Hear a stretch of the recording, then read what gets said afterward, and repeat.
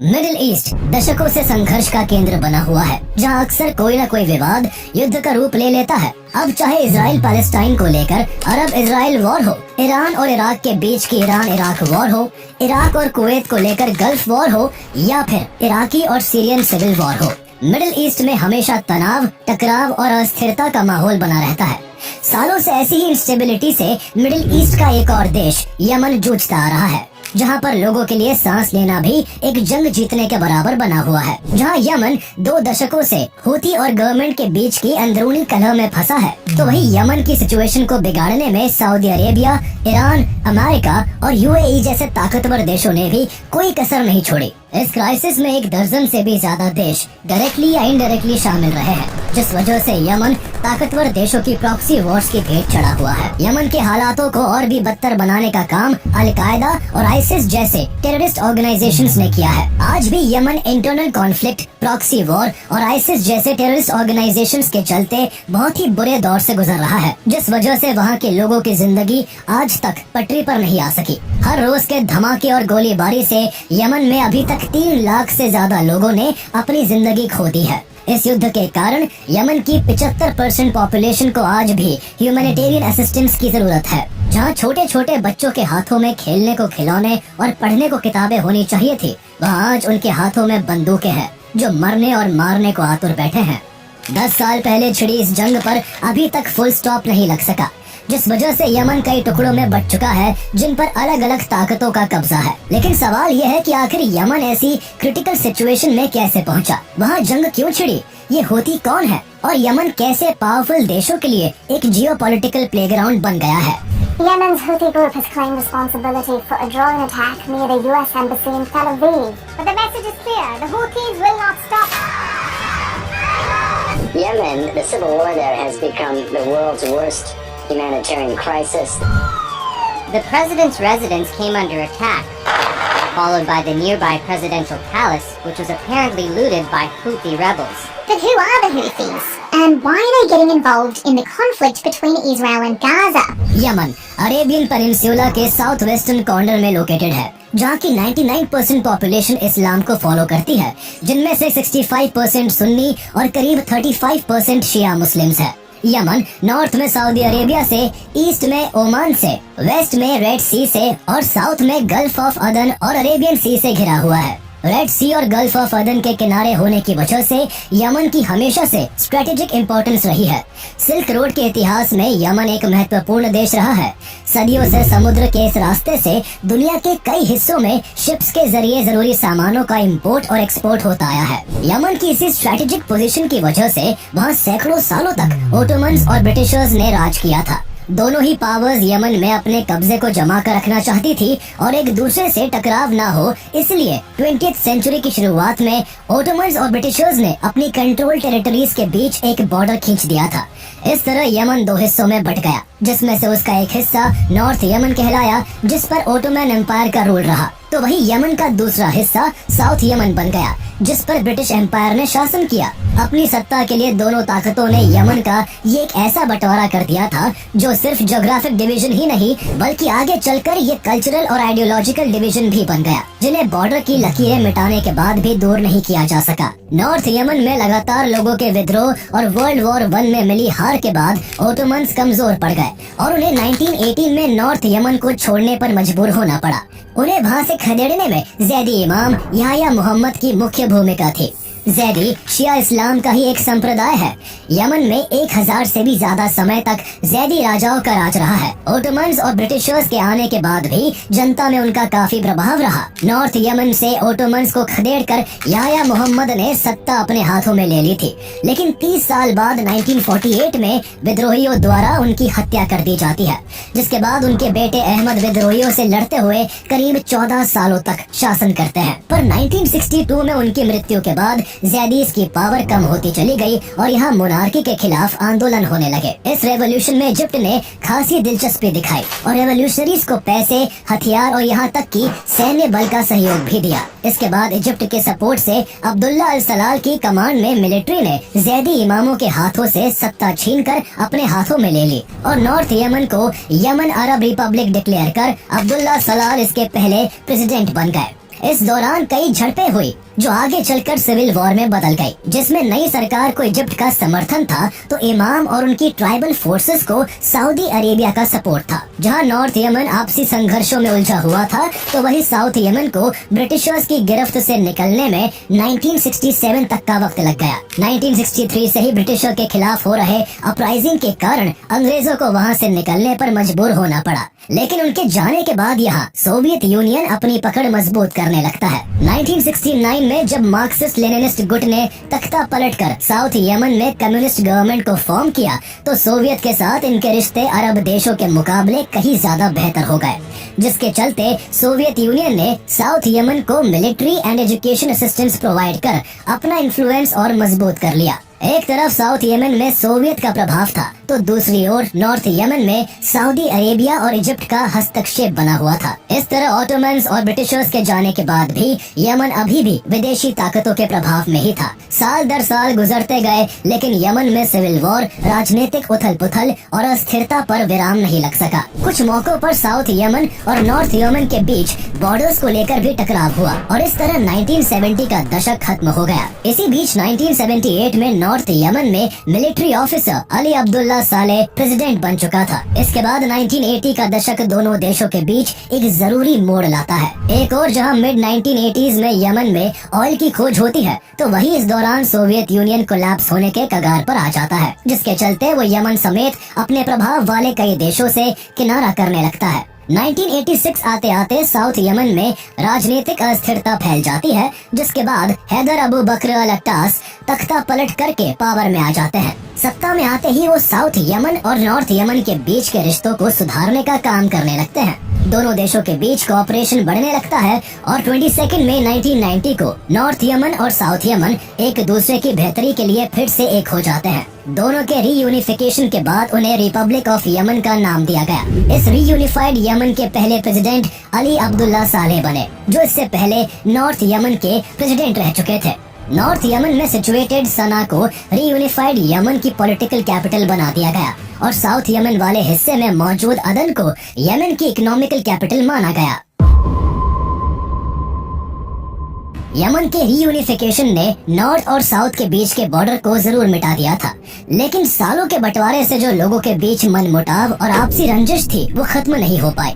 इसके अलावा लगभग 99% पॉपुलेशन इस्लामिक होने के बावजूद नॉर्थ और साउथ के बीच कल्चरल डिफरेंसेस साफ तौर पर दिखाई देते थे। साउथ यमन की पब्लिक इस यूनिफिकेशन से खुश नहीं थी। उनको लगता था कि साले यमन की सारी कमाई सिर्फ नॉर्थ यमन के डेवलपमेंट में लगाकर साउथ यमन को आर्थिक रूप से हाशिए पर धकेल रहा है। इस तरह साउथ यमन के लोगों के अंदर सालेह को लेकर कड़वाहट पैदा होने लगी। लेकिन अली अब्दुल्ला सालेह एक बहुत ही डिप्लोमेटिक लीडर था जिसे सत्ता में बने रहना आता था। उसने अपनी ताकत का इस्तेमाल करके सभी विरोधी आवाजों को शांत कर दिया और लोगों के बीच इस कदर अपना इम्पैक्ट छोड़ा कि 1993 के इलेक्शन में भी उसी की जीत हुई। इस इलेक्शन के बाद साउथ और नॉर्थ के रिश्ते बिगड़ते चले गए।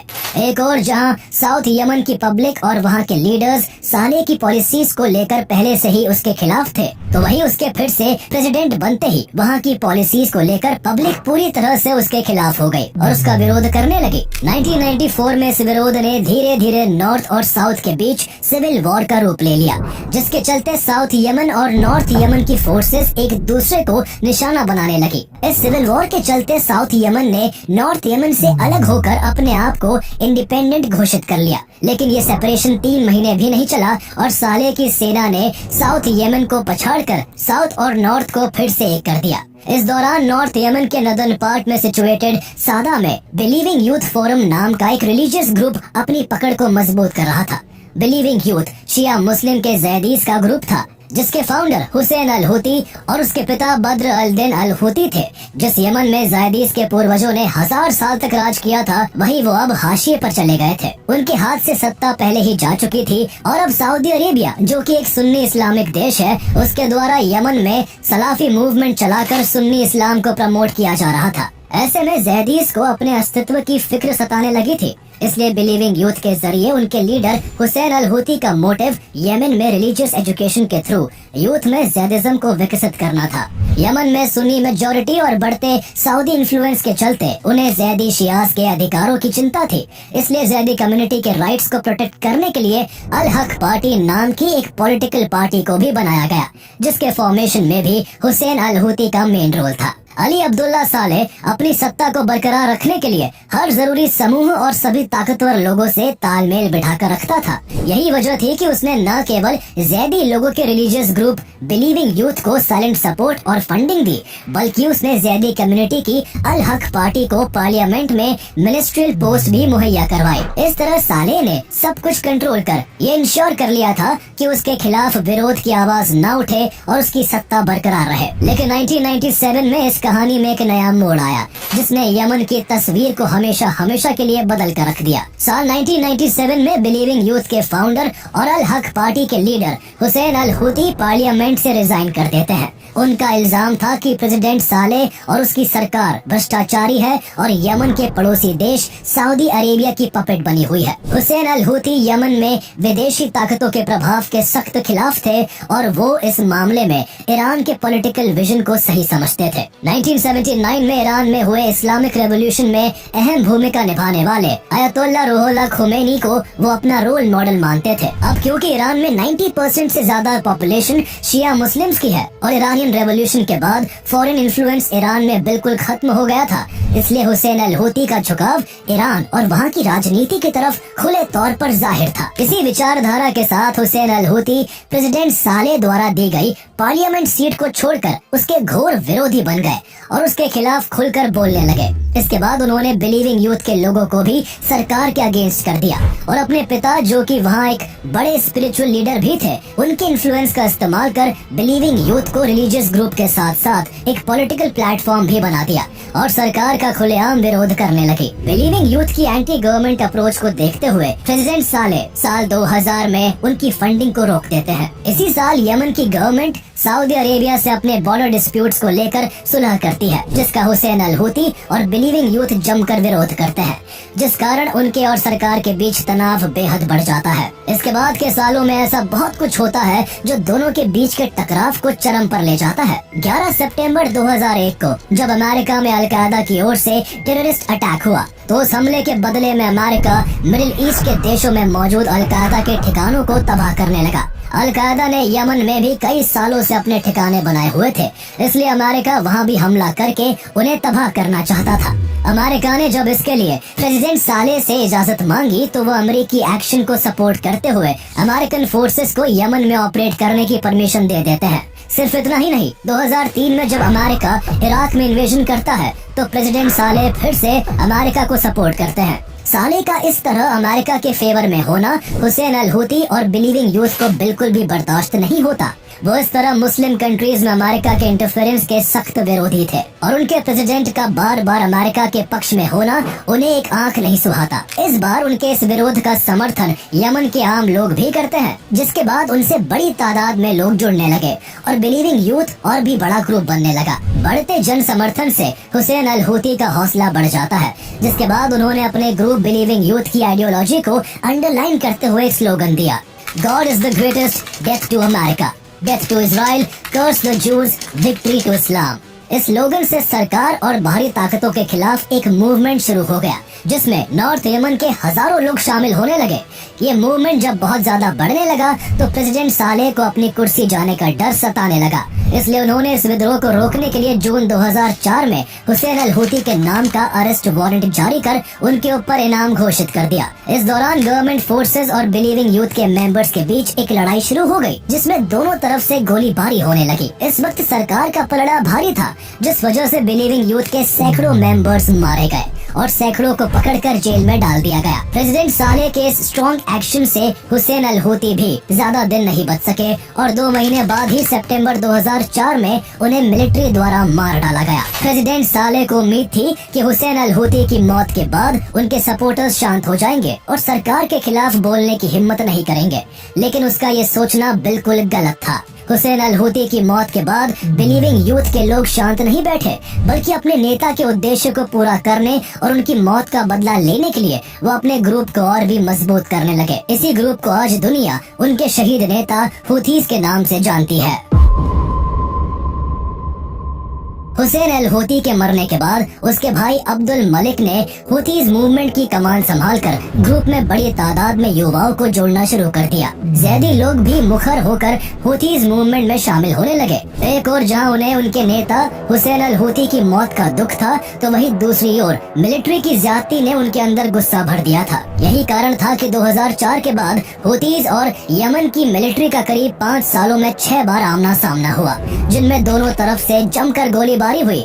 हजारों लोग मारे गए और सैकड़ों इमारतें तबाह हो गई। 2004 से 2009 के बीच हुई इन टकरारों के चलते हुतीज ने सादा के क्षेत्रों में फिर से अपनी पकड़ मजबूत कर ली थी। लेकिन वो यहीं पर रुकने वाले नहीं थे, बल्कि उनका टारगेट पूरे यमन पर अपना कंट्रोल जमाने का था। हुतीज का टकराव अब केवल यमन की सरकार से ही नहीं था, बल्कि उस सरकार को सपोर्ट करने वाले पड़ोसी देश सऊदी अरेबिया से भी होने लगा। उन्होंने अपने विरोध के चलते नवंबर 2009 में सऊदी अरेबिया के बॉर्डर को क्रॉस कर वहां के सैनिकों को मारना और बंदी बनाना शुरू कर दिया, जिसके काउंटर में सऊदी अरेबिया को पहली बार हुतीज के खिलाफ डायरेक्टली कॉन्फ्लिक्ट में शामिल होना पड़ा। यहाँ से यमन का इंटरनल कॉन्फ्लिक्ट अब इंटरनेशनल कॉन्फ्लिक्ट में बदल गया। सऊदी अरेबिया की मिलिट्री ने रिटेलिएट करते हुए हुतीज को अपनी सीमा से धकेलना शुरू कर दिया। इस जमीनी झड़प में सैकड़ों हुतीज और सैकड़ों सऊदी सोल्जर्स मारे गए। सऊदी अरेबिया ने अपने काउंटर अटैक को और तेज करते हुए हुतीज के ठिकानों पर एयर स्ट्राइक्स करना शुरू कर दिया, जिससे हुतीज को काफी नुकसान पहुंचा और उनके कई ठिकाने ढेर हो गए। इस पूरे इंसिडेंट पर ईरान अपनी नजरें बनाए हुए था। ईरान, जो खुद एक शिया इस्लाम मेजॉरिटी देश है, वो यमन में जैदी शियास को हारते हुए नहीं देख सकता था। इसलिए ईरान ने सीक्रेटली हुतीज को वेपन सप्लाई करना शुरू कर दिए, ताकि हुतीज भी डटकर सऊदी अरेबिया का सामना कर सके। इस दौरान यमन में और भी बहुत कुछ हो रहा था, जो एक बहुत बड़े युद्ध की पृष्ठभूमि को तैयार कर रहा था। दरअसल हुतीज के उलझने से पहले सऊदी अरेबिया अपने देश से अलकायदा को उखाड़ फेंकने में लगा हुआ था। सऊदी के लगातार एक्शन की वजह से अलकायदा को वहां से भागकर यमन आना पड़ा, जहां उसकी एक ब्रांच पहले से ही सक्रिय थी। इसके बाद साल 2009 में अलकायदा की सऊदी अरेबिया वाली ब्रांच ने यमन की अलकायदा ब्रांच के साथ मिलकर एक नया फॉर्मेशन कर लिया, जिसे अलकायदा इन दी अरेबियन पेनिनसुला AQAP का नाम दिया। यमन में अब अलकायदा और भी ज्यादा ताकतवर हो चुका था और ये आतंकी संगठन वहां और भी बढ़ चढ़कर आतंक फैलाने लगा। यमन की अंदरूनी कलह तब और तेज हो गई जब अगले साल 2010 में मिडिल ईस्ट और नॉर्थ अफ्रीका के देशों में अरब स्प्रिंग की लहर चलने लगी, जिसके चलते प्रो डेमोक्रेसी प्रोटेस्ट होने लगे और तानाशाहों के हाथों से सत्ता जाने लगी। इस क्रांति की शुरुआत तब हुई जब ट्यूनीशिया और इजिप्ट में हो रहे प्रोटेस्ट के कारण वहाँ के तानाशाहों को सत्ता से हाथ धोना पड़ा। इस घटना से इन्फ्लुएंस होकर और भी कई अरब देशों में ऐसे आंदोलन होने लगे। इस क्रांति की आग से यमन भी अछूता नहीं रह सका। एक तरफ हुतीज और साउथ यमन के विद्रोही नेताओं ने सरकार की नाक में दम कर रखा था, तो वहीं दूसरी ओर अरब स्प्रिंग प्रोटेस्ट के चलते जनता भी पूरी तरह से उसके खिलाफ हो गई। जनवरी 2011 से पूरे यमन में प्रेसिडेंट सालेह के खिलाफ जमकर प्रोटेस्ट होने लगे और लोग सरकार के विरोध में सड़कों पर उतर आए। यमन के लोग अब सालेह की तानाशाही, उसके भ्रष्टाचारों और उसकी खराब नीतियों से परेशान होकर उसके शासन को हर हाल में खत्म करना चाहते थे। इस तरह बढ़ते एंटी गवर्नमेंट प्रोटेस्ट के चलते हुतीज को एक बहुत अच्छा मौका हाथ लगा। इस एंटी गवर्नमेंट वेव के जरिए वो पब्लिक का सपोर्ट हासिल कर न केवल सालेह को कुर्सी से हटाना चाहते थे, बल्कि उनका मकसद यमन में अपने कंट्रोल को बढ़ाने का भी था। इसी मोटिव के साथ उन्होंने 2011 में अपने ग्रुप का ऑफिशियल नाम अंसर अल्लाह कर दिया, जो कि कुरान से लिया गया नाम है, जिसका मतलब सपोर्टर्स ऑफ गॉड होता है। इस नाम के बदलने से हुतीज को बहुत ज्यादा फायदा हुआ और उन्हें रिलीजियस आइडियोलॉजी के बेस पर पब्लिक का बहुत ज्यादा सपोर्ट मिलने लगा। इस तरह हुतीज एक बहुत अच्छी पोजीशन में पहुंच गए, जो पब्लिक के सपोर्ट से गवर्नमेंट के अगेंस्ट पूरे जोर से प्रोटेस्ट करने लगे। इस दौरान न केवल यमन के लोग, बल्कि सऊदी अरेबिया और अमेरिका जैसे देश, जो यमन में अली अब्दुल्ला सालेह और उसकी सरकार के समर्थक थे, उन्होंने भी सालेह को राष्ट्रपति पद छोड़ने को कहा। लेकिन सालेह को सत्ता की इस कदर भूख थी कि वो किसी भी हाल में ऐसा नहीं करना चाहता था। वो सत्ता में बने रहने के लिए कॉन्स्टिट्यूशन में अमेंडमेंट लाने से लेकर ऑपोजिशन पार्टी के साथ मिलने तक सब कुछ करने को तैयार था, लेकिन उनकी कोई चाल काम न आ सकी। उसकी तानाशाही के खिलाफ लोगों का गुस्सा इस कदर बढ़ गया था कि लोगों ने उसे मारने के लिए सना के प्रेसिडेंट पैलेस पर कई बॉम्ब अटैक्स किए, जिसमें उसके 7 गार्ड्स की मौके पर ही मौत हो गई, तो वही खुद सालेह बुरी तरह घायल हो गया। जिसके बाद उसे इलाज कराने के लिए सऊदी अरेबिया भागना पड़ा। यमन में पब्लिक ऑपोजिशन और हुतीज के लगातार विरोध हो और फॉरेन पावर्स के घटते समर्थन ने सालेह को भारी मुश्किल में डाल दिया था, जिस कारण प्रेशर में आकर सालेह को राष्ट्रपति पद छोड़ने के लिए नवंबर 2011 में एक एग्रीमेंट साइन करना पड़ा। इस एग्रीमेंट के तहत फरवरी 2012 में उसकी जगह वाइस प्रेसिडेंट अब्द रब्बु मंसूर हादी को प्रेसिडेंट बना दिया गया। इस तरह यमन पर 30 से ज्यादा साल राज करने वाले अली सालेह का शासन खत्म हो गया, लेकिन सत्ता से उतरने से बहुत पहले ही उसने करप्शन के जरिए बहुत सारी दौलत की हेराफेरी कर अपनी तिजोरी भर ली थी। साथ ही अपने बेटे और अपने रिलेटिव्स को गवर्नमेंट और मिलिट्री में अच्छी पोजीशंस पर तैनात कर दिया था। यमन में राष्ट्रपति के बदलने के बाद भी हालात नहीं बदले। ना तो लोगों का आक्रोश कम हुआ और न ही हुतीज की बढ़ती ताकत को रोका जा सका। जहां पब्लिक सऊदी अरेबिया द्वारा सपोर्टेड गवर्नमेंट से खुश नहीं थी, तो वही इस कमजोर सरकार और नाजुक हालातों का फायदा उठाते हुए हुतीज ने यमन के कई हिस्सों पर अपना कब्जा बढ़ाना शुरू कर दिया। गवर्नमेंट के खिलाफ हो रहे ये विरोध तब और बढ़ गए जब जुलाई 2014 में लोगों को मिलने वाली फ्यूल सब्सिडीज को कट कर दिया गया। हुतीज ने इस मौके का फायदा उठाते हुए इस विरोध को बहुत विकराल रूप दे दिया, जिसके बाद यमन में एक ऐसी जंग का आगाज हुआ जिसके खत्म होने की अभी तक कोई डेट निश्चित नहीं हो सकी। हुतीज गवर्नमेंट फोर्सेस को पीछे धकेलते हुए अपने कब्जे को तेजी से बढ़ाते गए। जहां सऊदी अरेबिया यमन की गवर्नमेंट को सपोर्ट कर रहा था, तो वहीं ईरान भी खुद को यमन की राजनीति से दूर नहीं रख पाया। ईरान से वेपन्स और पॉलिटिकल सपोर्ट मिलते ही हुतीज कैपिटल सिटी सना को अपने अंडर लेने के लिए येमेनी आर्म्ड फोर्सेस से भिड़ने लगे। इस दौरान येमेनी फोर्सेस ने हुतीज के साथ साथ सड़कों पर प्रोटेस्ट कर रहे आम लोगों को भी ओपन फायरिंग कर अपना निशाना बनाया, जिसके चलते बहुत सारे सिविलियंस मारे गए। इसके बाद सरकार के खिलाफ हो रहे विरोध ने सिविल वॉर का रूप ले लिया। गवर्नमेंट के खिलाफ प्रोटेस्ट और भी बढ़ने लगे। इस दौरान हुतीज ने यमन के कैपिटल सिटी सना का काफी हिस्सा अपने कंट्रोल में ले लिया। हुतीज की बढ़ती ताकत को देखते हुए एक्स प्रेसिडेंट अली अब्दुल्ला सालेह हुतीज के साथ मिल गया और सरकार को सना से बाहर करने के लिए हुतीज की मदद करने लगा। यमन की राजनीति अब ऐसे मोड़ पर आ गई थी कि जिस तानाशाह के खिलाफ जो संगठन खड़ा हुआ था, वही तानाशाह अब उनके साथ मिलकर काम कर रहा था। सालेह ने अपने मिलिट्री कॉन्टैक्ट्स का इस्तेमाल कर हुतीज का राष्ट्रपति भवन पर कब्जा करवा दिया, जिसके बाद यमन की गवर्नमेंट बैकफुट पर आ गई। बिगड़ते हालातों को देखते हुए जनवरी 2015 में प्रेसिडेंट हादी को राष्ट्रपति पद से इस्तीफा देकर सना छोड़कर अदन भागना पड़ा, लेकिन अदन आकर हादी ने अपने रेजिग्नेशन को वापस ले लिया। इस दौरान सऊदी अरेबिया सबसे ज्यादा परेशान था। उसका पड़ोसी देश यमन इंटरनल कॉन्फ्लिक्ट की आग में जल रहा था, जहां हुतीज की ताकत बढ़ती जा रही थी, जिन्हें उसका दुश्मन देश ईरान का भरपूर समर्थन मिल रहा था। इन सब चीजों को ध्यान में रखते हुए सऊदी अरेबिया को एक बार फिर डायरेक्टली हुतीज के खिलाफ आना पड़ा। लेकिन इस बार सऊदी अरेबिया अकेला नहीं था, बल्कि उसने अपने साथ इजिप्ट, सूडान और यूएई समेत 9 देशों को जोड़कर एक गठबंधन बनाया, जिनका मकसद यमन में हुतीज के बढ़ते कंट्रोल को रोकना था। मोहम्मद बिन सलमान, जो उस वक्त सऊदी अरेबिया के डिफेंस मिनिस्टर थे, उन्हें लगा था कि ये कॉन्फ्लिक्ट बस कुछ महीने ही चलेगा और फिर सब ठीक हो जाएगा, पर उनका अनुमान बिल्कुल गलत था। ये कॉन्फ्लिक्ट तो बस शुरू हुआ था, जिसके शुरू होने की तारीख तो पता थी, लेकिन ये खत्म कब होगा इसका अंदाजा किसी को नहीं था।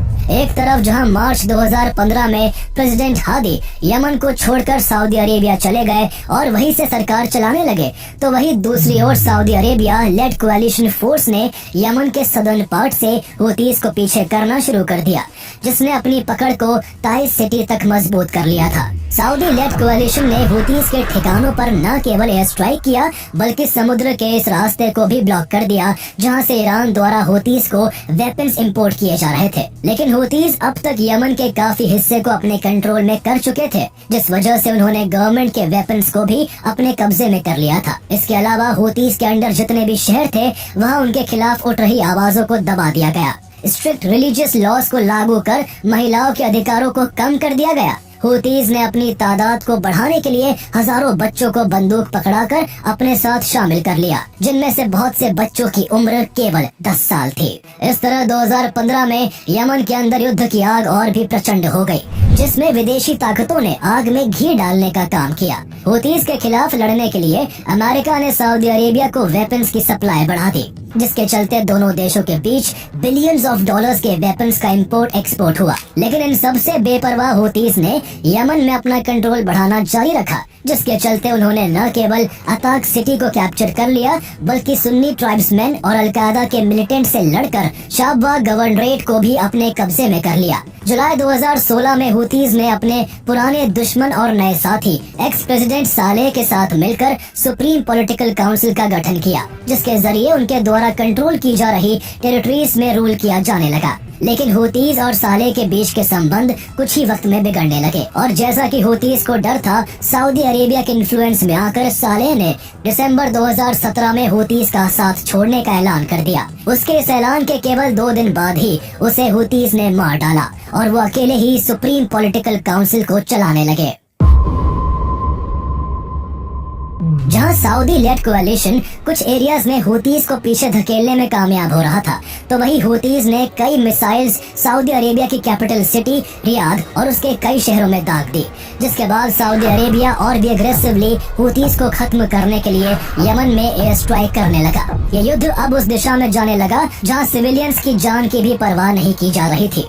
Hospitals, school bus, public places और आम नागरिकों के मकान सबको निशाना बनाया गया। बच्चे हो या बूढ़े, हर कोई मौत के निशाने पर होता है। यमन में बस तबाह होती बिल्डिंग्स, मारे जा रहे हजारों लोग और बेघर होते लाखों यमनी सिटीजन्स। चारों तरफ केवल यही खौफनाक मंजर पसर चुका था। मौत का तांडव मचा हुआ था और जिंदगी सड़कों पर दम तोड़ रही थी। लेकिन लड़ने वाले ये सब देखने के बाद भी बेफिक्र होकर अपनी ताकत के लिए जंग में उतरे हुए थे। साल दर साल बदलते गए, लेकिन 2014 में शुरू हुई यमन की ये सिविल वॉर खत्म होने का नाम नहीं लेती। यमन एक जियोपॉलिटिकल प्लेग्राउंड बन गया था, जहां यमन की गवर्नमेंट और हुतीज के बीच की जंग के साथ साथ सऊदी अरेबिया, ईरान, यूएई और अमेरिका जैसे 10 से भी ज्यादा देश शामिल हो गए थे। जहां हुतीज और सऊदी अरेबिया के गठबंधन के बीच घमासान मचा हुआ था, तो वही AQAP और आईसिस जैसे आतंकी संगठन इसका फायदा उठाते हुए यमन के कई हिस्सों में अपने कब्जे को बढ़ाने में लगे हुए थे। वही 2017 के दौरान यमन के सदर्न हिस्से में सदर्न ट्रांजिशनल काउंसिल STC का एक सेपरेटिस्ट मूवमेंट चलने लगा, जिनका मकसद साउथ में अपना कंट्रोल जमाकर उसे एक इंडिपेंडेंट कंट्री बनाना था। इस सेपरेटिस्ट मूवमेंट को UAE द्वारा सपोर्ट किया जा रहा था, जिसके चलते साउथ का अदन पूरी तरह से सेपरेटिस्ट के कब्जे में आ गया। इस बढ़ते संघर्ष को रोकने के लिए दिसंबर 2018 में UN द्वारा हुतीज और यमन की गवर्नमेंट के बीच स्टॉकहोम एग्रीमेंट साइन कराया जाता है, जिसके चलते उन्हें लड़ाई रोककर एक दूसरे के प्रिजनर्स को एक्सचेंज करना था और होदीदा पोर्ट से अपनी अपनी फोर्सेस को वापस बुलाना था। लेकिन ये एग्रीमेंट कुछ दिन भी नहीं चला और एक बार फिर लड़ाई ने जोर पकड़ लिया। 2019 में हुतीज ने फिर से सऊदी अरेबिया पर मिसाइल अटैक करते हुए उसके एयरपोर्ट्स और ऑयल इंस्टॉलेशंस को निशाना बनाया। इस दौरान वॉर का कोई आउटपुट न निकलता देख UAE ने सऊदी लेड कोalition से खुद को अलग कर लिया। लेकिन इसके बावजूद UAE ने साउथ यमन में अपनी पकड़ को मजबूत करने वाले STC सेपरेटिस्ट को अपना सपोर्ट जारी रखा। जब यमन जंग का मैदान बना हुआ था, तभी साल 2020 अपने साथ कोरोना महामारी ले आता है, जिसने दुनिया को थाम कर रख दिया था। कोरोना के चलते UN ने यमन में सीज फायर करवा दिया, जिससे कुछ वक्त के लिए वहाँ युद्ध की आग कुछ कम हो गई। इसी दौरान सऊदी अरेबिया और UAE के प्रयास पर STC सेपरेटिस्ट और यमनी गवर्नमेंट ने अदन में एक पावर शेयरिंग एग्रीमेंट किया, जिसके बाद दोनों को मिलकर शासन करना था। लेकिन इस एग्रीमेंट के कुछ दिन बाद ही नई कैबिनेट मिनिस्टर्स को टारगेट करते हुए एक अटैक हुआ, जिसमें 2 दर्जन से ज्यादा लोग मारे गए। इस अटैक के लिए हुतीज को जिम्मेदार माना गया, जो इस गठबंधन की सरकार को बनने नहीं देना चाहते थे। हुतीज के इन हमलों और उनके द्वारा फैलाई जा रही अशांति का हवाला देते हुए अमेरिका ने हुतीज को फॉरेन टेररिस्ट ऑर्गेनाइजेशन का दर्जा देकर उन्हें आतंकवादी संगठन घोषित कर दिया। लेकिन ये कहानी एक और मोड़ तब लेती है जब 2021 में अमेरिका में सरकार बदलती है और जो बाइडेन नए प्रेसिडेंट बनते हैं। उनके राष्ट्रपति बनते ही यमन को लेकर अमेरिकन पॉलिसी बदल जाती है। बाइडेन एडमिनिस्ट्रेशन ने यमन में ह्यूमैनिटेरियन क्राइसिस के बढ़ने का हवाला देते हुए सऊदी अरेबिया को हुतीज से लड़ने के लिए आर्म सपोर्ट देना बंद कर दिया। साथ ही हुतीज को आतंकवादी संगठन की श्रेणी से हटा दिया। इस हलचल के बीच भी हुतीज अपने कब्जे को बढ़ाने में लगे रहे। उन्होंने मारिब सिटी को भी गवर्नमेंट फोर्सेस से छीनकर अपने कब्जे में ले लिया। इस तरह देश का 1/3 हिस्सा और उसमें रहने वाली 70 से 80% आबादी पर हुतीज का कंट्रोल हो गया। अपनी धाक जमाते हुए हुतीज ने 2022 में सऊदी अरेबिया और यूएई के खिलाफ कई अटैक्स किए। पहले अटैक्स कर जमीनी स्तर पर उन्हें नुकसान पहुंचाया गया और फिर हुतीज ने रेड सी से गुजरते यूएई के शिप्स को भी अपने कब्जे में ले लिया। इसके काउंटर में सऊदी और उसके गठबंधन देशों ने सना और होदीदा में हुतीज के ठिकानों पर एयर स्ट्राइक किया और यूएई ने उसके द्वारा बैक किए जा रहे सेपरेटिस्ट ग्रुप के साथ मिलकर मारिब से हुतीज के कंट्रोल को छीनना शुरू कर दिया। ये युद्ध एक ऐसा घमासान रूप ले चुका था जिसके खत्म होने का कोई भी सिरा किसी के हाथ नहीं आ रहा था। यूएन द्वारा बार बार इंटरवीन कर सीज फायर किया जाता, लेकिन कभी कुछ हफ्तों तो कभी कुछ महीनों में जंग फिर से शुरू हो जाती। लेकिन 2023 में चीन के प्रयास से सऊदी अरेबिया और ईरान के डिप्लोमेटिक रिलेशन कुछ हद तक ठीक होने लगते हैं। इसका कुछ असर सऊदी अरेबिया और हुतीज के रिश्तों पर भी पड़ता है। कई दौर की बातचीत के बाद दोनों के बीच शांति समझौता भी होता है। इस तरह यमन में संघर्ष की हलचल कुछ कम हुई ही थी कि अक्टूबर 2023 में जब हमास ने इजराइल पर अटैक किया तो हुतीज फिर से खबरों में आने लगे। हुतीज ने हमास के समर्थन में आकर रेड सी से गुजरते इजरायली और अमेरिकी कार्गो शिप्स को टारगेट करना शुरू कर दिया। अमेरिका के कहने पर भी जब हुतीज ने ये अटैक्स नहीं रोके तो अमेरिका ने उन्हें फिर से ग्लोबल टेररिस्ट डिक्लेयर कर ऑपरेशन पोसाइडन आर्चर के तहत हुतीज कंट्रोल्ड एरिया पर अटैक्स करना शुरू कर दिया। इस तरह एक बार यमन में संघर्ष तेज हो गया। ईरान और सऊदी अरेबिया ने तो इस जंग से किनारा कर लिया था, लेकिन उनकी प्रॉक्सी वॉर बना यमन आज भी जंग के मुंह से नहीं निकल पाया है। यमन एक देश के रूप में टूट चुका है और उसका भविष्य अंधकार की खाई में है। यमन में आज भी अस्थिरता कायम है और वहाँ अभी भी सब कुछ तहस नहस पड़ा हुआ है। जहाँ इस पूरी जंग में अभी तक लाखों सिविलियंस मारे जा चुके हैं, तो वही 2 करोड़ से ज्यादा लोगों को बेसिक नीड्स के लिए भी भारी मदद पर निर्भर रहना पड़ रहा है। 45 लाख लोग युद्ध के चलते अपनी अपनी जगहों से डिस्प्लेस्ड हो चुके हैं। यमन के अलग अलग टुकड़ों पर इंटरनेशनली रिकॉग्नाइज्ड गवर्नमेंट के अलावा हुतीज, AQAP और STC समेत कई ताकतों का कब्जा है। आज भी यमन की तस्वीर टूटी हुई इमारतें, बेघर होते हुए लाखों लोग, किताबों और खिलौनों के बजाय बंदूक लिए छोटे मासूम बच्चे और तबाह होती जिंदगी को दर्शाती है। 2014 में छिड़े इस युद्ध पर आज तक पूर्ण विराम नहीं लग सका और वहाँ के लोग आज भी मौत के साए में जिंदगी जीने के लिए मजबूर है।